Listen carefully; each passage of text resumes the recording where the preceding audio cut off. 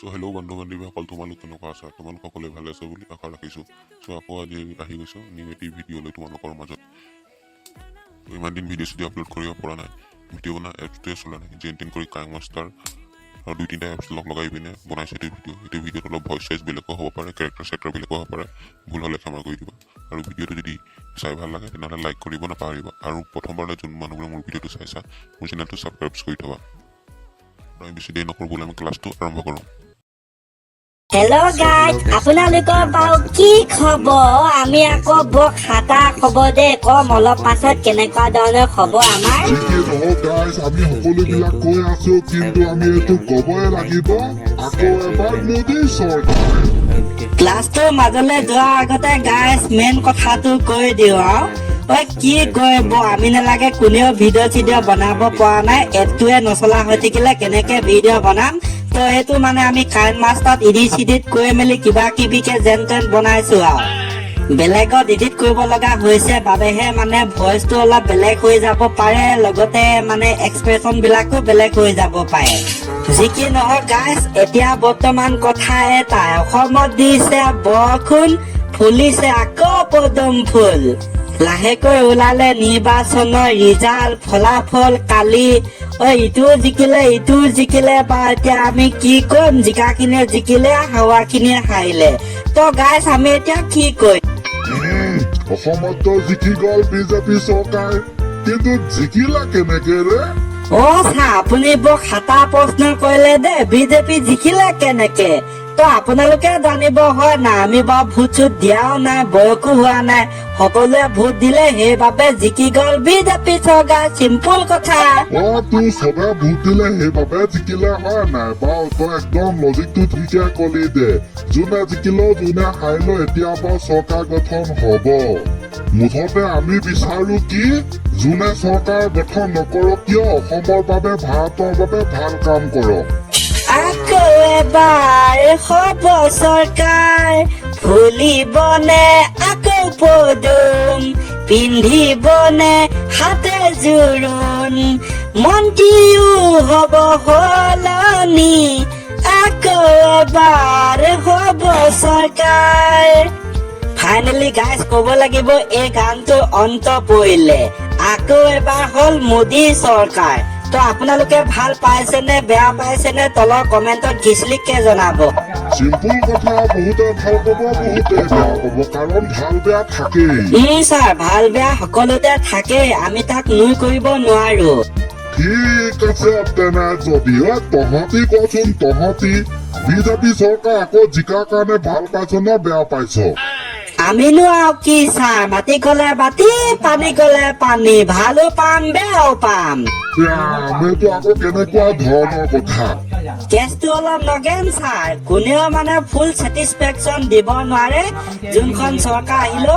গতিকে ছাৰ, ভাল বেয়া দুটাও থাকিব হয় নাই? সেইকাৰণে তথাপি পিছে তহঁতি মিছা কোৱা নাই, এইবাৰ কিন্তু ফুল টক্কৰ হৈছিলে। যি কি নহওক বা ফাইনেল ৰিজাল্টটো মানে ফাইনেল হাঁহিটো মাৰিবলৈ পাৰিলে মোদী চৰকাৰে।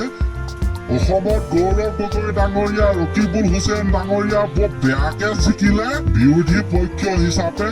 তো ফাইনেল কবলৈ গলে হাৰা জিকাটো চবতে থাকিবই, জিকাৰ ওপৰলে থাকিল অভিনন্দন। হাৰাবিলাকো কোনো ধৰণৰ হতাশ হ'ব নালাগে, কাৰণ সকলোৱেতো জিকিব নোৱাৰে। Right sir.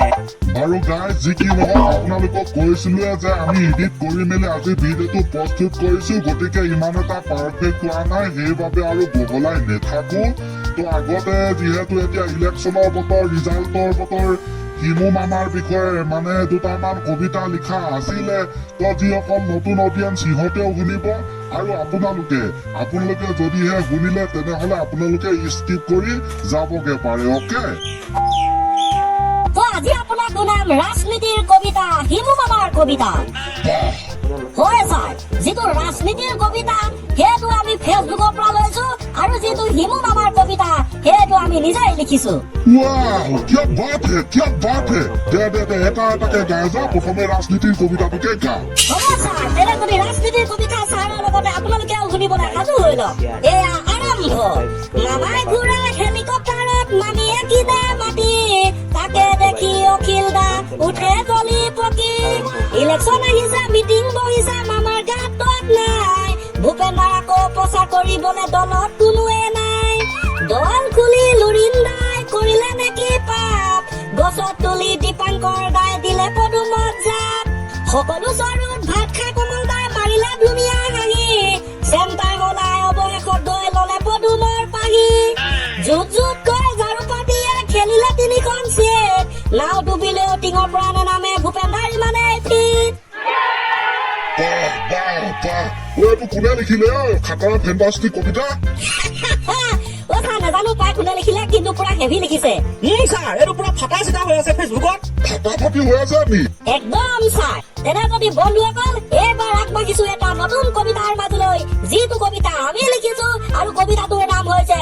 হিমু মামাৰ কবিতা পুৰা জাকাচ হ'ব ৰেডি হিমু মামা আপুনি খাটাৰা বৰ মন গৈছে জানিব আপোনাৰ উঠে নে নুঠে জ্বৰ অ মামা আপুনি বহুত টেঙৰ আপোনাক দেখি ৰাজনীতিও মাৰে বেয়াকে চিঞৰ অ মামা আপুনি খাটাৰা হয় কাহ আনি সকলোকে খুৱাই দিছে ভয় অ মামা খাটাৰা আপুনি কাম কৰে হাজাৰ মহিলাক অৰুণোদয় আঁচনি দিয়ে অ মামা আমাৰ কি হব বাংলাদেশৰ বিদেশীয়ে ভাষা কাঢ়ি নিব অ মামা কাণ লাগে আমাক সোণৰ অসম দেশ নহলে এদিন এনেকৈয়ে হব সকলো শেষ এই কবিতাটো কিন্তু পুৰা ফেণ্টাষ্টিক হৈ আছে ছুপাৰ ছেভিৰ ওপৰ